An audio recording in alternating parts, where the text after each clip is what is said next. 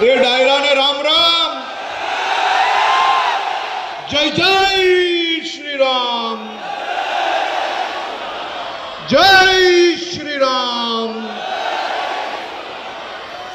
જય વડવાલા. અને બનતાની સાથે બીજા દિવસે વહેલી સવારે પહેલા જ વડવાલા પગે પડવા પહોંચી ગયેલો. આ વડવાલા પહોંચતા જ